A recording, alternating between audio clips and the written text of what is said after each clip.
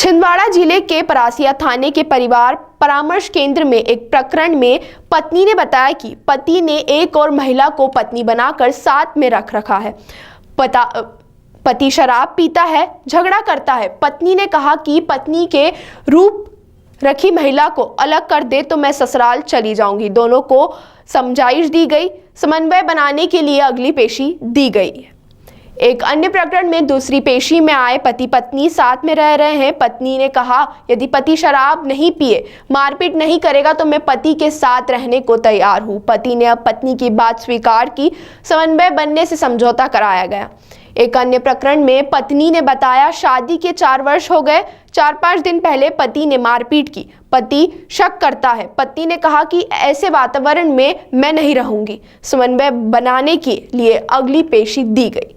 सलाहकार के पी पांडे, जेठूलाल सोनी, श्रीमती शांति तिवारी एवं डेस्क प्रभारी वंदना बघेल के साथ अन्य लोग उपस्थित रहे और प्रकरण की सुनवाई की गई।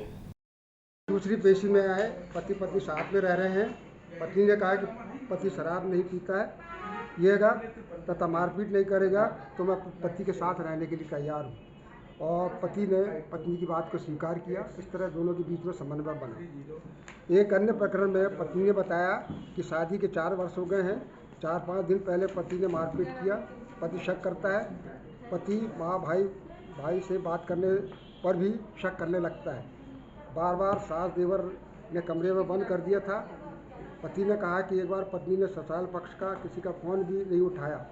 एक दूसरे पे आरोप प्रत्यारोप लगाते रहे और ऐसे में उसने पत्नी ने कहा कि मैं ऐसे वातावरण में नहीं रहना चाहती और लोगों को हमने समन्वय बनाने के लिए अगली पेशी दी गई। शक और वैचारिक मतभेद होने के कारण परिवार टूट रहे, उसमें शक, दूसरा शराब और पति पत्नी वो ये इस तरह के प्रकरण हमारे यहाँ पे आते हैं। हम उनके बीच में आकर दोनों को पक्षों को उनके बीच की जो गलतफहमियाँ हैं वो दूर करने का प्रयास करते हैं। कभी कभी सफल हो जाते हैं और कभी कभी असफल।